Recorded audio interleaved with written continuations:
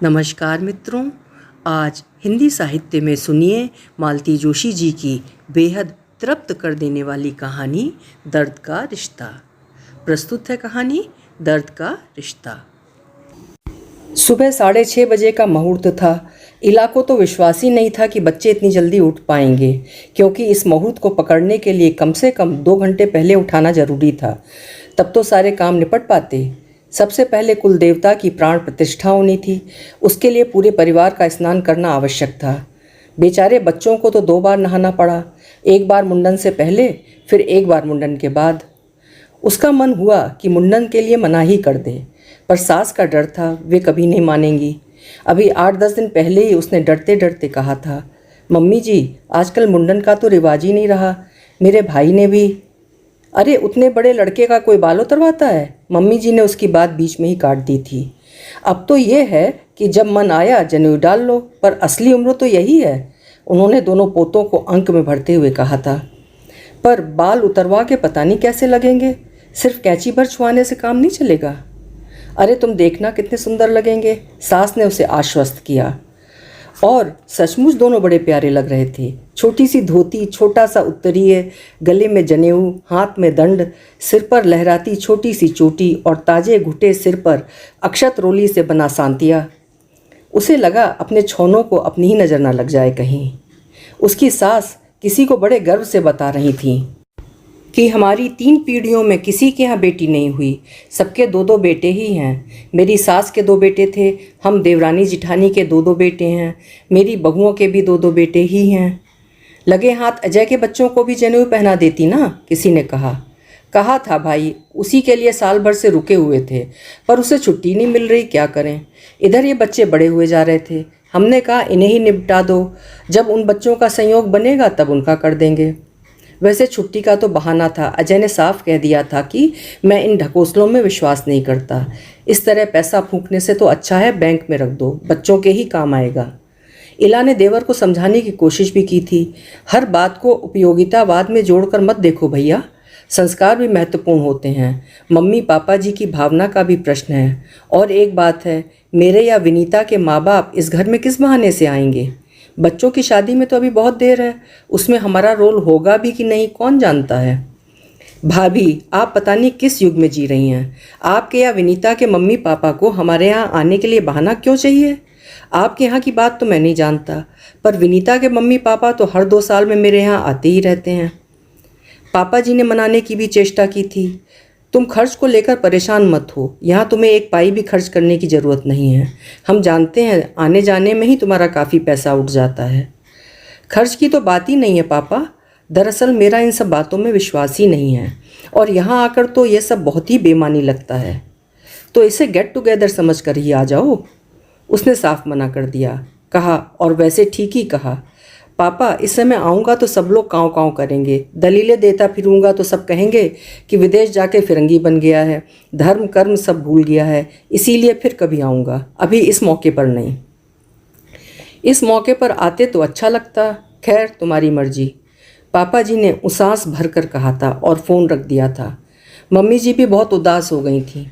पापा जी ने समझाया भी था, लड़के एक बार बाहर निकल जाते हैं तो अपने नहीं रहते, कभी कभार फ़ोन कर लेता है, साल 2 साल में चक्कर लगा जाता है, इसी को गनीमत समझो। पर किसी भी माँ का मन क्या ऐसी बातों से बहलता है? इला उनकी व्यथा खूब समझ रही थी। मेहमानों से घर भरा हुआ था, सोने बैठने तक को जगह नहीं थी, पर उस एक मेहमान के बिना सब सूना लग रहा था। अपने 4-4 पोतों को अगल बगल बिठाकर मातृ भोजन करवाने का उनका सपना धरा रह गया था। संजय अलग उड़ रहे थे, जो नहीं आया उसके लिए बिसूर रही हैं, जो यहाँ खट रहा है उसकी कोई कीमत नहीं है। घर की मुर्गी दाल बराबर इसी को ही कहते हैं, हर कोई उसी को पूछ रहा है जैसे हम तो कुछ हैं ही नहीं।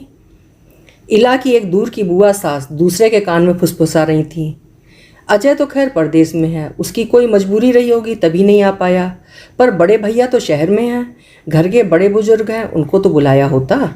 2-2 बेटों का दम्भ भर रही हैं, न इनकी सास के बेटे कभी साथ रहे, न इनके अपने दोनों बेटे साथ हैं, अगली पीढ़ी के लिए तो सोचना ही बेकार है। उनकी बातें सुनकर इला मन ही मन काँप गई थी, उसकी आंखों में बेवजह आंसू भर आए थे। इला ने बहुत चाहा था कि इस शुभ मौके पर बड़े पापा जी और मम्मी जी भी आएँ, उसने दबी जबान से संजय से कहा भी था, पर उसने एकदम घुड़क दिया था, खबरदार मम्मी के सामने भूल कर भी ये बात मत छेड़ना। उनका दिमाग वैसे ही खराब हो रहा है और उन लोगों के लिए तो तुम क्यों मरी जा रही हो। संबंध एक बार टूट गए तो टूट गए बस। उन लोगों को ना मेरी शादी में बुलाया गया था ना अजय की शादी में, फिर अब क्या नई बात हो गई। वो अपने पति से कैसे कहती कि उसे अपने बच्चों के लिए उन लोगों का आशीर्वाद चाहिए। पता नहीं क्यों उन लोगों के लिए उसके मन में अगाध श्रद्धा थी। बड़ी मम्मी जी को तो एक बार देखते ही वो उनकी मुरीद हो गई थी। इला जानती है कि पापा जी भी उसी की तरह मन में छटपटा रहे होंगे, पर बेचारे मजबूर हैं।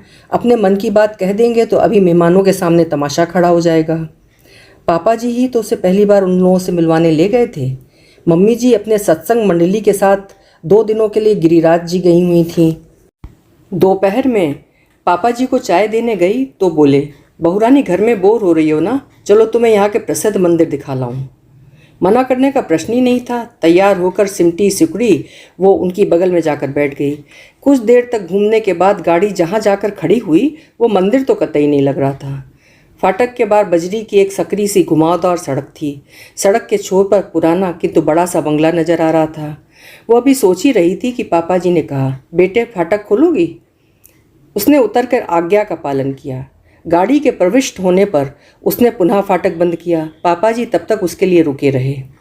वो गाड़ी में पुनः जाकर बैठ गई और गाड़ी कुछ ही सेकंड में एक भव्य पोर्च में जाकर खड़ी हो गई। बरामदे में बैठा एक बूढ़ा सा चौकीदार अदब से उठकर खड़ा हो गया। उसकी कुशल क्षेम पूछने के बाद पापा जी ने दरवाजे पर खड़े होकर आवाज़ दी, भाभी कहाँ हो। भीतर से एक भव्य आकृति निकली। दमकता गोरा रंग, चौड़े पाट वाली सीधे पल्ले की साड़ी, माथे पर बड़ी सी बिंदी, हाथ भर लाल सुर्ख चूड़ियाँ। पूरा व्यक्तित्व ही इतना प्रभावशाली था कि पापा जी को कुछ कहना ही नहीं पड़ा। इला स्वयं ही उनके चरणों में झुक गई। उसे उठाकर अंक में भरते हुए उन्होंने कहा, लाला ये कैसा मजाक है। मजाक कैसा, तुम्हारी बहू है, पैर पड़ने आई है। भैया कहाँ हैं। वे वहीं हैं जहाँ उन्हें होना चाहिए। पर मैं पूछती हूँ ये कौन सा तरीका है। आने से पहले क्या एक फ़ोन नहीं कर सकते थे। अब बहू को मैं क्या खाली हाथ देखूंगी। इसे सिर्फ तुम्हारा आशीर्वाद चाहिए भाभी। फिर भी अगर तुम्हारा मन न माने तो अपने खजाने में से एक चिंदी उठाकर दे देना, वो धन्य हो जाएगी। भैया कहाँ हैं। अपने कमरे में, और कहाँ होंगे, किसी किताब में सिर डाले बैठे होंगे। फिर तीनों का काफिला उस कमरे की ओर चला। इला अब भी बड़ी मम्मी जी की ममता भरी बाह के घेरे में ही थी। कमरे में जाकर देखा बड़े पापा जी सचमुच आराम कुर्सी में लेटकर पुस्तक पढ़ रहे थे। आहट होते ही उठ बैठे। इला ने देखा हूबहू उसके ससुर की ही आकृति थी। हाँ, रंग ज़्यादा उजला था और बाल भी। ये श्रीमान जी आए हैं अपनी बहू को लेकर मुंह दिखाई वसूलने। तब तक इला ने आगे बढ़कर उनके पैर छू लिए थे। वे आशीर्वाद देना भूल गए और अस्त व्यस्त होकर जेब टटोलने लगे। अब ये नाटक रहने भी दो। तुम्हारी जेब में कभी कुछ निकला है जो आज निकलेगा। ठहरो, मैं ही कुछ करती हूँ। करीब 5-10 मिनट बाद वे भीतर से लौटीं। उनके हाथ में एक मखमली डिबिया थी। पति को पकड़ाते हुए बोली, लो ये बहू को दो। इसमें क्या है। कन खजूरा है। तुम्हें इन सब बातों से क्या मतलब, तुम तो बस दे दो। उन्होंने दे दिया और इला ने बड़े संकोच के साथ उसे ग्रहण किया।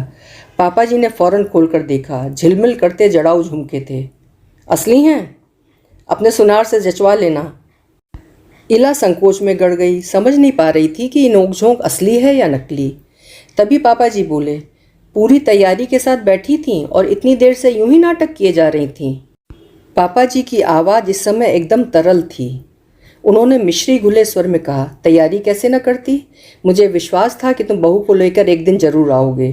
थोड़ा सा मुंह जुठार कर वे लोग चलने लगे तो बड़ी मम्मी जी ने एक कांजीवरम साड़ी और खील मखानों से उसकी गोद भर दी। फिर इला की ठोड़ी छूकर बोली, लाला बहू तो तुम बहुत सुंदर लाए हो। छांट कर लाया हूँ। तुम्हारे साथ खड़ी होने लायक तो होनी चाहिए ना।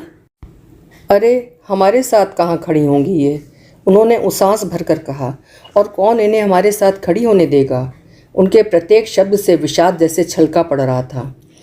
लौटते हुए पापा जी ने कहा, बहुरानी इतना तो तुम समझ ही गई होगी कि यहाँ आने की बात किसी को बतानी नहीं है। जी। किसी को मतलब संजय को भी नहीं बताओगी। जी। उसके स्वर में आश्चर्य था। अपनी अम्मा का श्रवण कुमार है वो, नहीं तो मैं तुम दोनों को जोड़े से नहीं भेजता। बहुत मन था मेरा कि तुम्हें इन दोनों का आशीर्वाद मिले, इसीलिए ले आया। पापा जी ये चीज़ें। किसी को दिखाने की ज़रूरत नहीं है। संजय पूछे तो कह देना मैके से आई हैं। इतना झूठ तो वो बोल नहीं सकती थी। हाँ, अपने भाई की शादी में उसने खूब ठाठ से दोनों चीज़ें पहनी और बताया कि हमारी बड़ी मम्मी जी ने दी हैं। उसके मन में कितने ही प्रश्न उठते थे, पर संकोच के मारे कभी पूछ ही नहीं पाई। बाद के वर्षों में यही जाना कि उसकी सास शायद हीनता बोध से ग्रस्त हैं, जिठानी परम सुंदरी हैं, जेठ जी शहर के सबसे बड़े वकील हैं, उनके दोनों बेटे विदेश सेवा में ऊंचे पदों पर हैं, दोनों बहुएं बहुत बड़े घरों से आई हैं। शायद इसीलिए वे जेठानी को सहज भाव से नहीं ले पाती। एक ही शहर में रहने के कारण अक्सर ही उन लोगों से सामना हो जाता था। रिश्तेदार कॉमन थे, परिचित थे, दोनों घरों के समान ही थे, इसीलिए शादी ब्याह में मुलाकात हो ही जाती थी। पहल तो इला को बहुत संकोच होता, जिससे इतना स्नेह मिला उससे अपरिचय का नाटक कैसे करे। फिर उसने नाटक करना छोड़ दिया। मम्मी जी की नज़र बचाकर वह उन दोनों के चरण स्पर्श कराती थी। आशीर्वाद मिलता था तो मन तृप्त हो जाता था। बाद में तो शायद मम्मी जी को पता भी चल गया था, पर उन्होंने कभी कुछ कहा नहीं। हाँ, श्रवण कुमार से ज़रूर कहलवाया था, पर इला ने तपाक से जवाब दे दिया था, मेरी तो उनसे कोई लड़ाई नहीं है। फिर मेरे संस्कार भी ऐसे नहीं हैं कि बड़े बुजुर्गों को देखकर अनदेखा करूं, और सिर्फ प्रणाम ही तो करती हूँ, बदले में आशीर्वाद ही तो मिलता है। फिर इतनी हाय तौबा क्यों? संजय अपना सा मुँह लेकर रह गया था। सात्विक हुआ था तब भी पापा जी उसे चोरी छिपे बड़ी कोठी लेकर गए थे, पर स्वास्तिक के समय उसकी ये इच्छा अधूरी रह गई। उन दिनों पापा मम्मी अजय के पास यूएसए में थे। विनीता के यहाँ बच्चा होने वाला था। इला की शादी के कोई साल 1.5 साल बाद ही अजय की शादी हुई थी। शादी के बाद वो करीब महीना भर घर पे था, पर विनीता को पापा जी कभी बड़ी कोठी लेकर नहीं गए। इला ने एक बार ये बात उठाई तो पापा जी बोले, बेटा, आशीर्वाद का महत्व केवल संस्कारी व्यक्ति ही समझ सकता है। तुम्हें मैंने महीना भर में परख लिया था, उसके बाद ही वहाँ लेकर गया था। तुम्हारी देवरानी तो लगता है जैसे अमेरिका में ही पैदा हुई है, उसे लेकर जाने का मन ही नहीं हुआ। इला को लगा इससे बड़ा सर्टिफिकेट उसके लिए कोई हो ही नहीं सकता। मुख्य संस्कार तो 6:30 बजे ही संपन्न हो गया था। उसके बाद मंत्र दीक्षा, हवनादि कार्यक्रम चलते रहे। साथ साथ मेहमानों का चाय नाश्ता भी चलता रहा। संजय वेदी पर बैठे थे, इसलिए सारी भागदौड़ पापा जी ही कर रहे थे। बीच में थोड़ी फुर्सत मिली तो एक कोने में बैठकर वे थोड़ा सुस्ता लिए। 9 बजे रिसेप्शन था, फिर तो उन्हें बिजी हो ही जाना था। इला ने इसी समय फुर्सत का फ़ायदा उठाया। पास जाकर बोली, पापा जी आज मेरी एक इच्छा पूरी करेंगे? बोलो बेटा, आज तक ऐसा कभी हुआ है कि तुमने मांगा और हमने ना दिया हो? आज आप मेरे बच्चों को बड़ी मम्मी जी का आशीर्वाद दिलवा दीजिए। वे क्षण भर उसे देखते रहे, फिर बोले, you are asking for the impossible dear. आज तो मैं यहाँ से हिल भी नहीं सकता, तुरंत हंगामा हो जाएगा। बच्चों को लेकर कहीं जाने का तो सवाल ही नहीं उठता। उसका चेहरा इतना सा निकल आया। सॉरी बेटे, उन्होंने उसकी पीठ थपथपा कर कहा, अपन कल चलेंगे। बाद में उसे अपने आप पर बहुत गुस्सा आया। सब कुछ जानते बूझते ऐसा प्रस्ताव रखने की ज़रूरत क्या थी? खुद भी दुखी हुई और उन्हें भी दुखी कर दिया। ठीक 9 बजे से लोग आने लगे थे। सुबह का वक्त था, इसलिए स्वल्पाहार का ही आयोजन था, पर वो सिर्फ कहने भर को स्वल्पाहार था। गुजराती, मराठी, पंजाबी, मद्रासी सारे प्रांतों का नाश्ता वहाँ उपलब्ध था। बच्चे अपने ब्रह्मचारी वेशभूषा में स्टेज पर विराजमान थे और खूब खुश हो रहे थे। उपहारों का ढेर लग गया था, जिसे देखकर वे अधीर हो रहे थे। उसने बार बार आंख से बरजा ना होता तो अब तक आधे पैकेट तो खुल गए होते, पर 12 बजते बजते वे लोग ऊब गए, एकदम निढाली हो गए। पापा जी की एक मुंह बोली बहन बोली, भाभी बच्चे तो एकदम उनींदे हो रहे हैं। उनींदे नहीं होंगे, सुबह 4 बजे के जगे हुए हैं, उस पर 2-2 बार नहा भी चुके हैं। अरे तो उन्हें खाना वाना खिलाकर सुला दो ना। आज उन्हें ये खाना थोड़ी ही मिलेगा, आज तो वे फरियाली खाएंगे। हाय राम, तो क्या दिन भर उपासे रहेंगे? हाँ, शाम को गाजे बाजे के साथ मंदिर जाएंगे, वहाँ नए कपड़े पहनेंगे, फिर घर लौटकर खाना खाएंगे। शाम तक तो बेचारे हलकान हो जाएंगे। भाभी, इन्हें मैं अपने घर ले जाती हूँ, खिला पिलाकर सुला दूंगी। यहाँ हड़बौंग में सो नहीं पाएंगे। अच्छी नींद हो जाएगी तो शाम को फ्रेश रहेंगे, सब कुछ एंजॉय कर सकेंगे। आज वैसे किसी के घर नहीं जाते हैं। कमाल करती हो भाभी, क्या मेरा घर भी पराया हो गया? इला, बच्चों के खाने का सामान लेकर मेरे साथ चलो, उन्हें सुलाकर फिर अपनी सास का हाथ बटाने आ जाना। इला ने सास की ओर देखा, वहाँ अस्वीकार साफ झलक रहा था, पर मुंह से वे कुछ नहीं कह पा रही थी। उसने मौके का फ़ायदा उठाया, विनम्र स्वर में बोली, मम्मी जी, बुआ जी ठीक कह रही हैं। बच्चे यहाँ सो नहीं पाएंगे और फिर पूरी शाम खिन्न खिन्न करेंगे। वैसे भी दोनों इतनी सारी चीज़ें सामने देख रहे हैं तो खाने की भी जिद कर रहे हैं। यहाँ से दूर रहेंगे तो जो दूंगी चुपचाप से खा लेंगे। गाड़ी में बैठती बुआ जी बोली, बाप रे, तेरी सास से पार पाना तो बहुत मुश्किल काम है। पता नहीं तू कैसे निभाती है। इला चुप बनी रही। जानती है, रिश्तेदारों से बात करते समय अतिरिक्त सावधानी बरतनी चाहिए। कब कौन सी बात किस रूप में कहाँ से कहाँ पहुँच जाएगी पता नहीं। बुआ जी के ड्राइंग रूम में पाँव देते ही वो आश्चर्य से ठगी रह गई। अपनी चिर परिचित मुस्कान के साथ बड़ी मम्मी जी स्वागत के लिए खड़ी थीं। खुशी के आवेग में वो पाँव छूना ही भूल गई, एकदम जाकर लिपट गई।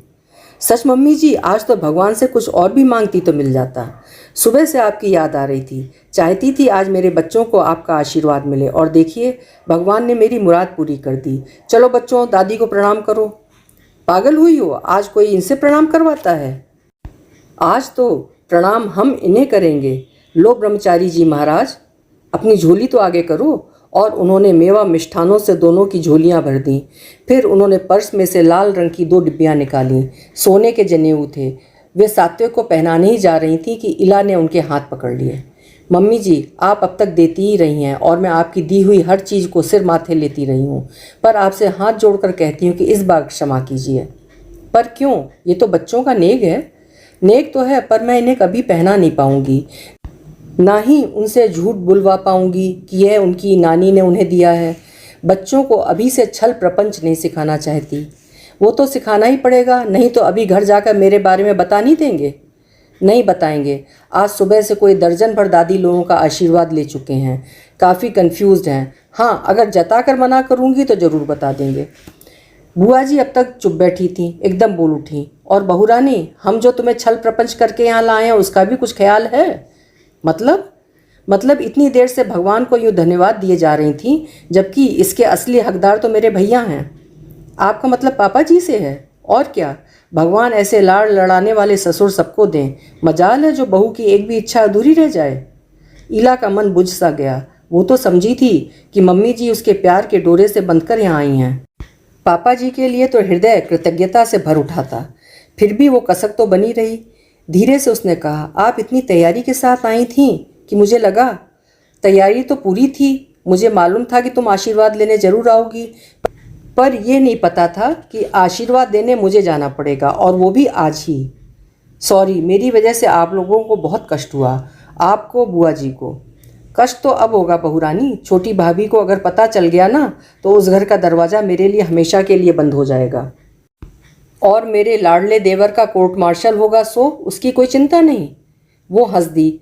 पापा जी कोर्ट मार्शल की परवाह नहीं करते। करते होते तो मुझे लेकर आपके यहाँ कभी नहीं जाते। वे तो बस घर की शांति चाहते हैं, इसीलिए मम्मी जी की हाँ में हाँ मिलाते चलते हैं। और तुम्हें अपने लिए डर नहीं लगता? नहीं, क्योंकि वे मुझसे कभी कुछ नहीं कहती। मेरे सामने छोटा होना नहीं चाहती, इसीलिए जो कुछ कहना होता है अपने बेटे से कहलवाती हैं, और उनसे मैं निपट लूँगी। देखा भाभी, तुम्हारी बहू कैसी घुटी हुई है, और तुम सोचती हो बड़ी सीधी है। उसी समय घड़ी ने टन से 1 बजने का संकेत दिया। बड़ी मम्मी एकदम से उठ खड़ी हुई। अच्छा ननद रानी, अब चलती हूँ, नहीं तो मेरा कोर्ट मार्शल हो जाएगा। तुम्हें तो मालूम है, तुम्हारे बड़े भैया ठीक 1:30 बजे टेबल पर पहुँच जाते हैं। फिर दोनों बटू महाशयों को अंक में भरते हुए बोली, इला, तुम्हारी ये राम लखन की जोड़ी बड़ी प्यारी लग रही है। शाम को इनकी नज़र ज़रूर उतार देना। नज़र तो इनकी दादी उतारेंगी, पर मम्मी जी, आप इन दोनों के सिर पर हाथ रखकर आशीर्वाद दें कि ये जोड़ी हमेशा ही बनी रहे, कभी टूटे नहीं। रोजगार के लिए ये भले ही दुनिया के ओर छोर पर हों, पर मन से हमेशा पास रहें। ऐसे चाहे सालों साल एक दूसरे की शक्ल न देखें, पर सुख दुख में सदा साथ रहें। वे सूखी हंसी हंस दी। आशीर्वाद मांगा भी तो किससे? भला मैं किस मुँह से ये आशीर्वाद दूंगी? आप ही दे सकती हैं, क्योंकि आप इस अलगाव की पीड़ा को समझती हैं। आप भी इस दर्द को उसी शिद्दत के साथ महसूस करती हैं जितना कि मैं। इसीलिए आपके आशीर्वाद में बल होगा, और वो ज़रूर फलेगा। दोनों बच्चों के सिर पर हाथ रखते हुए उन्होंने कहा, मेरे आशीर्वाद में हो ना हो, पर तुम्हारी श्रद्धा में, तुम्हारे संस्कार में ज़रूर बल है। वे व्यर्थ नहीं होंगे। अभी आप सुन रहे थे मालती जोशी जी की लिखी हुई कहानी दर्द का रिश्ता। उम्मीद करती हूँ कि कहानी आपको ज़रूर पसंद आई होगी। फिर मिलेंगे। आपका समय शुभ हो, मंगलमय हो।